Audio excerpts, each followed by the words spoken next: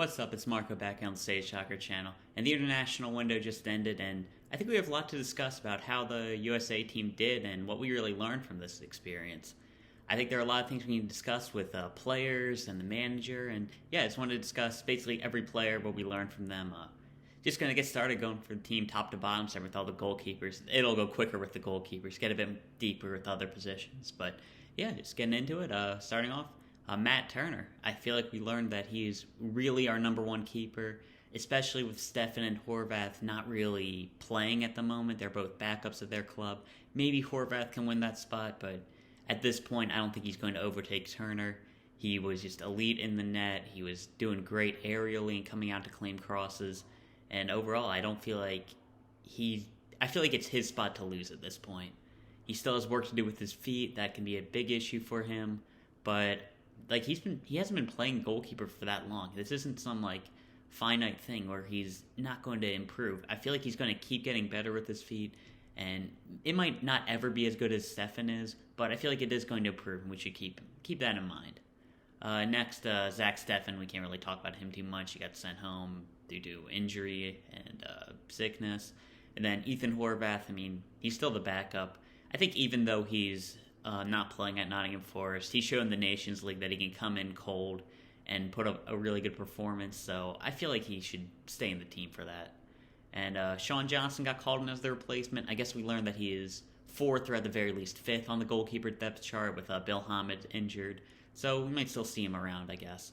But yeah, that's it for goalkeepers. And now on to something more interesting, the center back position.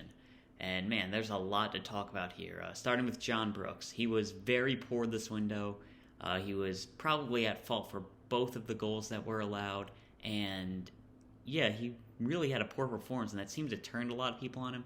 I still think he's a very good player, especially as a left-footed center back. I don't feel like we realize how valuable he is. As a leader, he still appears to be a very good player, but you can't look past that these performances were poor. What I believe is he's playing down to the level of competition, or at the very least, he's not switched on. I mean, probably not the level of the Bundesliga opposition that he's facing, so maybe that's it. But another thing that might be happening is he's coasting during these games. And what I mean by that is he's doing very well in the Bundesliga at the moment. Wolfsburg is currently top. They're in the Champions League. They have a very good thing going for them right now. He might not be trying his hardest in these games.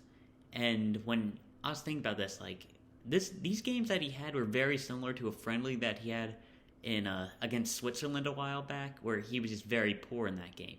And that was a friendly that didn't mean anything. And well, if he feels like the World Cup qualifiers don't mean as much as the Wolfsburg games, then hey, that is what it is. If he's not trying as hard as he can, maybe that's it. Maybe he's just not as focused as he could be. This is just me talking about it. I have no idea. I don't know him. But yeah, I just want to throw that out there as maybe an idea. But I think despite that, he's probably still a starter.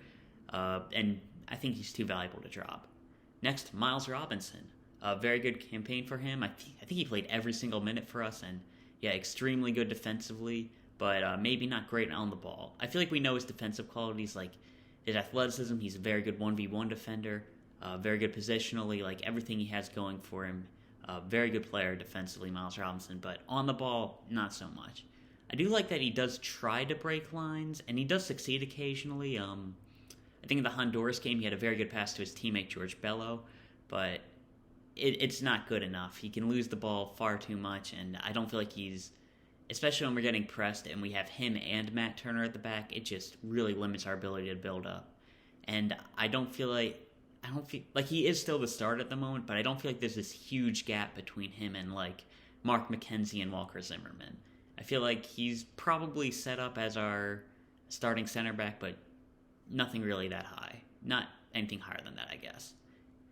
Speaking of Mark McKenzie, very good performance against Honduras. And this was something that I really like to see, because Mark McKenzie, if you remember him back in the summer, he was very good in 2 friendlies and very poor in 2 competitive games. He had a great friendly against Switzerland, a great friendly against Costa Rica, but in between that, some pretty poor games against Honduras, I believe, and Mexico in the Nations League. And because of that, I was very concerned if he was just unprepared mentally for a high-level competition, and maybe the spotlight was too big. Because very good in the friendlies with similar teammates against similar opposition, at least in Honduras' case. Honestly, Honduras, Costa Rica, Mexico, Switzerland, very similar opposition. And then very poor in the games that mattered. So, because that, like I mentioned, concerned about him mentally, but he did very well in this competitive game. He put those concerns to bed. And because of that, I just hope he gets some more playing time at his club and he can continue to try to break into this team, because I think I do want him to start over Miles Robinson, because you know how good he is on the ball, and probably a Philadelphia Union bias by me as well. But again, like, just going to higher ceiling, I feel like Mark McKenzie has got a very high ceiling, so you want to see him playing.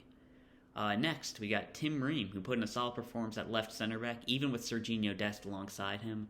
And I feel like this justifies his inclusion for the next cycle, especially if he's there as a culture guy. I was pretty disappointed with this lack of leadership shown in the game. I feel like we probably needed somebody like a John Brooks or Kellyn Acosta to come in and like step in and really lead the younger players, but I don't feel like he did that on the field, and that does kind of make me doubt how good of a culture guy he is, but and he seems to be doing something which we can't see, and like I don't have too much faith in the managerial staff, but I'll trust that. He's probably going to be staying in the squad for a while, which might be good for the team. It might not be. We literally can't know. I'm not too excited about him as a player, but if he's doing good things, I guess that's good. And he did have a very solid performance. And another left-footed center back. We should keep that in mind. But we are pretty good on that with John Brooks, Mark McKenzie, now Tim Ream. So, yeah, I did mention how valuable Brooks was for that, but we do have other options. So if John Brooks continues to play poorly, like, Tim Ream is an option. Okay, next we got James Sands, and man, very disappointing performance by him in the midfield, but I feel like as a young player, and I feel like we can justify his performance. He's a young player, he's been playing mostly defense, he was called in as a defender, so I'm going to assume that in practices he was playing more defensively, which might be a big assumption, but hey, let's give him the benefit of the doubt. And when Weston McKennie got sent home, maybe James Sands got forced into the midfield position, maybe somewhat unprepared, and that could have led to his bad performance. And yeah, I feel like we should keep that in mind at least, because while he was very poor, maybe we shouldn't exclude him from the team moving forward because of this, because he was still very solid in the Gold Cup. And it should be mentioned that he was very good as a middle center back in the back three, and John Brooks put out a pretty poor performance as the middle center back. So maybe James Sands is our number one guy at that middle center back role. So should keep that in mind. Maybe he gets another chance. I feel like he'll have to play very well for New York City if he wants to get another chance, but I feel like he'll get it. And lastly, for center backs, Walker Zimmerman didn't play at all. I guess he's lower on the depth chart than we thought he was. And because of that, he'll likely be replaced by someone like Chris Richards or Matt Miazga in the next cycle, which is disappointing because he's a solid player, but at this point, I feel like just Miles Robinson is better than him, and we know he's going to be solid. So I feel like we can afford to start calling up some more higher upside players. So, despite Walker Zimmerman being a very good option, he will probably be replaced soon. Next on to fullbacks, and man, not the greatest news here, but we got one. But Sergiño Dest, a pretty bad week for him. His defensive issues were extremely noticeable, and he went down injured, so yeah, very poor. I feel like we learned that he's probably not suited as a left back, and I feel like as just at outside on the left, you'd probably want to have Antonee Robinson ahead of him. And yeah, that's kind of limits him as a player. Just maybe his versatility isn't as good as we thought. I still think he's probably better on the left than George Bello and James Sands, but honestly, it's getting kind of close. And another thing was his defensive issues were really shown this tournament. He was very poor against El Salvador. I don't feel like you can hold him too much for getting burned by Alphonso Davies, but we are going to be playing against some very good players. He's going to have to be going up against Lozano, a Leon Bailey, and I'm not too sure if he's really going to be ready for that. Because that maybe you want to look at a back five, or man, do you even consider dropping him? I don't feel like you can because he's so good offensively, and even with poor defensive players, if our team is good enough attacking, it doesn't really get noticed. I mean, when you go back to Real Madrid and when they were three-peating in the Champions League, Marcelo wasn't this good defensive player. And I know it's bit early to compare Sergiño Dest to probably one of the best wingbacks ever. But when you had Marcelo and Ronaldo on that left-hand side, that left-hand side was so dangerous that it forced the opponent's right-hand side to play more defensively.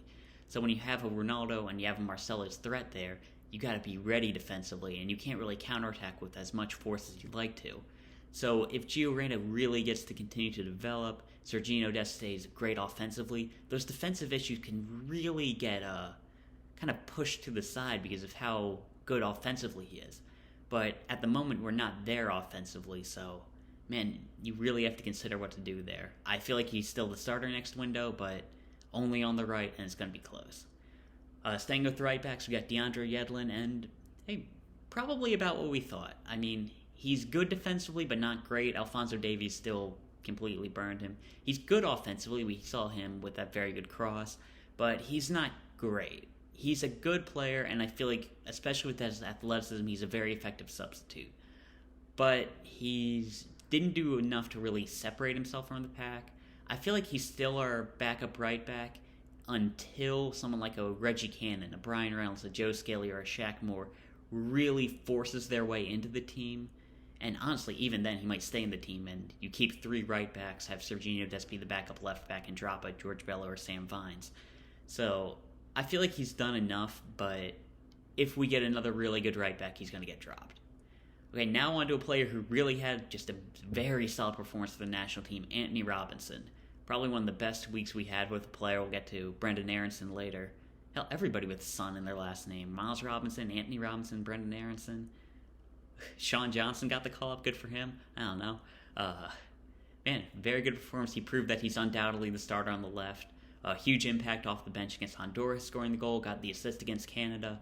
And, yeah, he really showed that he's that guy on the left-hand side. Our left-handed side is pretty shallow as a player pool, and 2 of our better players have come through foreignly, like Antonee Robinson came through at Everton, John Brooks in Germany. So it is kind of weird about that, but yeah, he's definitely our guy at left back. I feel like there's still some concerns defensively. I feel like he was very poor when he got pressured by Canada, so honestly, maybe a back 5 is a good idea. I'm not too sure if we want to do that to the midfield, but it could be an option, especially with Dest not being great. But I feel like just start him in the back 4 with Dest, with Miles Robinson, probably John Brooks.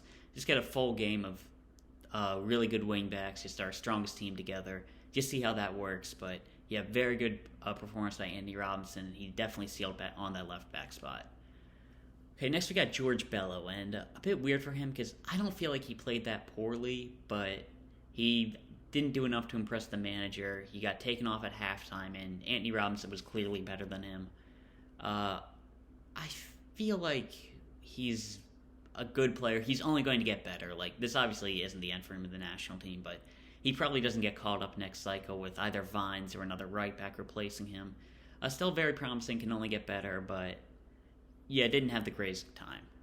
Okay, next we're into the midfield, and honestly, there's probably a lot expected to be talked about, but I mean, I don't feel like there's too much to talk about. I mean, with Weston McKennie, he didn't have the greatest game against El Salvador, but nobody did. And then he obviously got sent home, but I'm honestly sticking up with him for him. Feel like just a mistake, and honestly, like, if the virus goes away, like, it's this type of thing isn't even going to be an issue. I feel like this does kind of push him down as a team leader, and we're probably not going to see him with the captain's armband again. I feel like the trust issue type thing is getting overblown. I really don't think that's as much of a concern as people are making it out to be. But, yeah, I feel like, disappointing that happened, but I feel like he'll bounce back even better in October. Hopefully he grows as a player and a leader. Next, Tyler Adams. Amazing in the midfield, not so much as a right back. I mean, very good on the ball. Like, you could tell how limited our buildup was, both against Honduras and Canada when he was out on the right and really marked out the game. But he needs to be in the team. He needs to be in that center midfield role, and we can't put him out on right back, like, seriously. Next, Sebastian Lletget, and I feel like we didn't really learn too much about him. I mean, he is who we know he is. He is who we thought he was. In the midfield, he can't control the game, but if the game opens up and becomes end-to-end, he becomes very valuable. He's someone who's very skilled in the final third. He can come up with a goal. He can pick out a very good pass. We saw that. against El Salvador, but he can't control the midfield, and I really don't feel like he should be a starter because of that. Hopefully, Yunus Musa will return from injury. He'll get into the team. Again, he's another guy who seems to be there as a culture guy. We can't say how much he does. I don't feel like he's as big of a leader as Kellyn Acosta or Tim Ream, though. But, we see how valuable he can be in certain situations, but I don't feel like he should be a starter. Next, speaking of Kellyn Acosta, very strong defensively, very weak technically, and often a liability on the ball. I feel like he deserves to be in this team because, one, his leadership, two, well, he's very good over a dead ball, which I don't get because he's not good technically, but put him on a free kick or a corner kick, he's one of the better guys on the team. And, defensively, he's so good. Like, honestly, if he was 100% and we could have brought him on against Canada instead of starting him after we scored the goal, we might not have conceded because he's very strong defensively. But he shouldn't start. He's too big of a technical liability.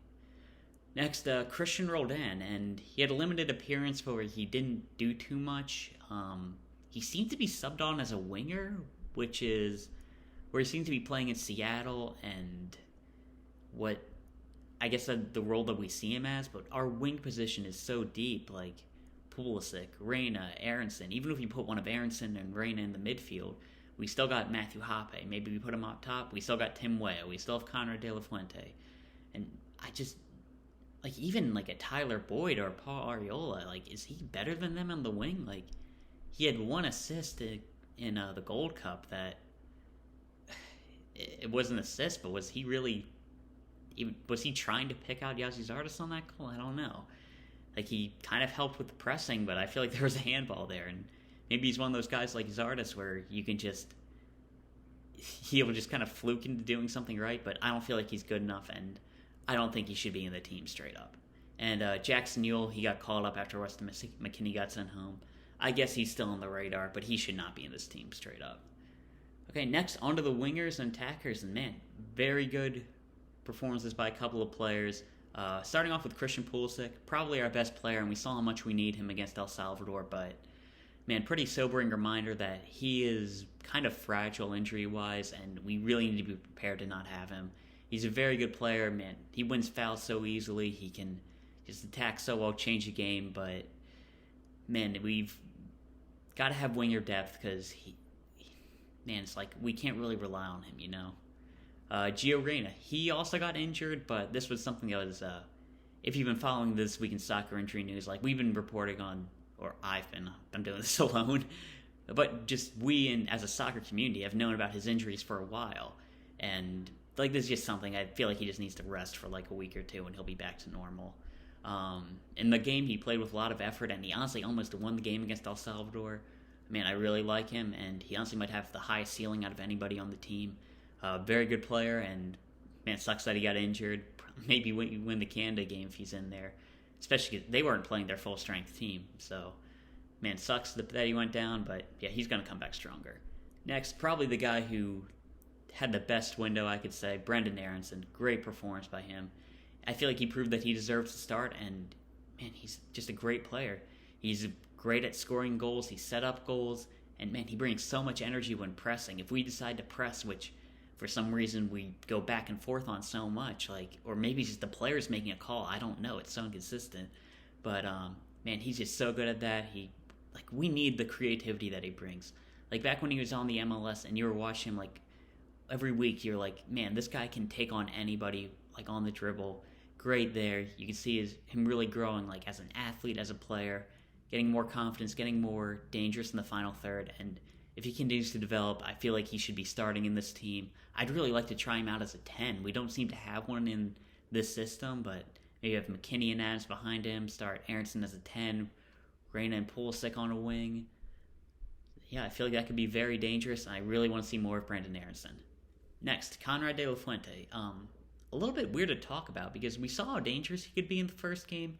I feel like he's playing too much as an individual, trying to take on players too much, but I feel like the whole team was kind of doing that game, and I feel like he was looking pretty dangerous as well. But then he only got 6 minutes for the rest of the cup or the rest of the window. So did he do something to turn off Greg Berhalter from him, or like, I don't know, because I feel like he had a decent performance, and I feel like he's still a very strong winger, and he should be in this team. But yeah, that was kind of weird. I feel like he's a very good player, but something kind of happened there, and I don't know what it is. And lastly, for wingers, I want to mention Tim Weah, because he got injured again, and yeah, I feel like at this point it's similar to Christian Pulisic. If we have him, we have him, but he's not somebody we can really like rely on, as a player. Next, on to strikers, last position, and man, it was kind of interesting there. I feel like we did learn a lot for all the strikers. Josh Sargent, he's not good enough as a striker. Like, straight up, he isn't scoring goals, and that's the only thing that we need from strikers is to score goals. Like, Brenden Aaronson can press. Like, we can have, like, Pulisic, he presses a lot with Chelsea. We know that they have that in their locker. Like, we don't need a hard-working striker. And to be honest, Jordan Pefok was pressing better than him. When Pefok came on against El Salvador, he was really getting at the defense. And, I mean, Josh Sargent, he's a hard worker, but we need our number 9 to be a goal scorer, and he just isn't that. Honestly, I'd probably prefer Daryl DK over him. I'd prefer Pefok, Ricardo Pepe, and honestly, maybe even Yazzie Zardes at this point. He wasn't doing enough as a winger, so I don't feel like he'll be a starter again unless he really hits his form for Norwich, and I really am not sure if he gets back into the team. Next, Jordan Pefok. I feel like he gets a bit too much hate, to be honest. I've been pretty impressed by him. He played a part in the goal against Canada, and he looked dangerous in the box, and he showed his energy pressing the back line. We know he can score, but he is somebody who needs service. Like, he isn't somebody who's going to change the game on his own. And, yeah, I feel like that is what he is. He's a high-floor, low-ceiling player. He's not somebody who we can rely on to really, like, change a game, take over something by himself, but he can score goals. He's a very good player, and I feel like he's similar to Yazzie Zardes, though if it comes down to it, Berhalter would probably pick Zardes over him. But I like Jordan Pefok, and I think he should be in the team. And the last player I want to talk about, Ricardo Pepe, and man, very good performance, and honestly, he's already thrown himself into the striker conversation. He can finish, and man, in that El Salvador game, he had probably the best hold-up play I've seen him on a striker in the USA team in a long time. Man, like, he's doing things at a young age that most strikers can never even come to. He's a great finisher. I mentioned the hold-up play. When you see him in FC Dallas, he makes like really smart runs. He knows the striker position, and he's only going to be getting better. Now the question is, do we want to start him? Because starting an 18-year-old is like, not sure if that's something we want to do to him, like put that much pressure on him. But at the same time, do we want to just throw like a Josie Altidore in there in the name of experience? Because no strike, like aside from Yazzie Zardes, no striker in this team is an experienced player. So I don't know, but Ricardo Pepe, he impressed a lot, and especially with how good his hold-up play is, I really want to see him alongside Pulisic and Reyna. Man, I mentioned Aaronson at the 10. Man, if we get like a front six of like Adams, McKennie, Aaronson, Reyna, Pulisic, Pepe up top, like, man, that is so dangerous, and man, very exciting player. I'm so glad he's in this setup, and yeah, great performance by him. Okay, last thing we have to talk about is Greg Berhalter and his job as a manager, and I feel like this confirmed a couple of things, and it also showed some things as well. What I mean by that is we knew he wasn't good tactically coming into this, and I feel like he just confirmed it. I feel like the best way I can explain this is right back is our deepest position. Sergiño, Dest, DeAndre Yedlin. We didn't even call up Reggie Cannon, who's very good, Shaq Moore, who had an amazing Gold Cup. Then we got Joe Scaly and Brian Reynolds, who are getting time in top 5 leagues. Right back is such a good position for us. Tyler Adams and Kellyn Acosta played a total of like 90 minutes at right back for this team. Like, either that was planned for, or he came up with that on the fly, and either way, like, yeah, that's not good enough. I feel like we don't know how to score in possession with him. Like, our players aren't put in position to succeed. Like, we played Brenden Aaronson at an 8 when he's a lot more of a 10. It really limited how much he could do. Man, in the first game against El Salvador, we were playing 2 individual. Like, we looked like we were just kind of confused, and it's not like an effort thing. Everybody was trying their hardest, and man, like, I don't know what we do with pressing. Like, what's our style with that? Are we a team that presses or not? Because we seem to go back and forth on that, and it doesn't even depend on who we're facing. Like, an El Salvador team who really was getting pressured pretty easily, don't press them. Honduras, do press them. Like, it's so back and forth, and like our wingbacks, like how much they attack varies game to game, and we just don't have an identity as a team. Like, just stuff like that, and team selection as a whole. Like, I really don't have much faith in Greg Berhalter tactically, and I feel like that isn't news to anybody. But I feel like stuff that we saw from him show that he might not be that good for this team as well. And what I mean by that is, Reyna and Pulisic were coming into this camp not 100%. Everybody should have known that. Like, Reyna, he would, like, the injury reports with him coming out of Dortmund. Pulisic was obviously sick. They were both rusty. Both went 90 minutes in games and got hurt. Like, you can't do that to the players. Like, you can't take our star young players and play them too much and get them hurt. Like, I feel like that's, like, I haven't even seen anybody talking about that. Like, we knew they were rusty coming into this, and they played 90 minutes and got hurt again. Like, that's just disappointing. The team culture doesn't seem that great. McKennie, he's a leader. He got sent home, and man, I'm obviously not in the locker room, but the body language from the team wasn't looking so good. Like, I can't explain that too much, but you just kind of see with the players, especially when a couple of games got tough, they really were looking kind of disappointed, looking down. And yeah, with all that, I really don't think Berhalter should be the coach of this team, and I continue to maintain that. So yeah, that's all I talk about with what we learned from this national team window. Jesus, this went 26 minutes or 27 minutes now. But yeah, I feel like we learned a lot about this team. Got a lot of things confirmed, and yeah, it was a very good, very interesting window for us. We're looking pretty good with qualifying. We're on pace to make the World Cup. I feel like we're pretty disappointed in the results though, but yeah, very interesting results. And yeah, I'll talk about. See ya.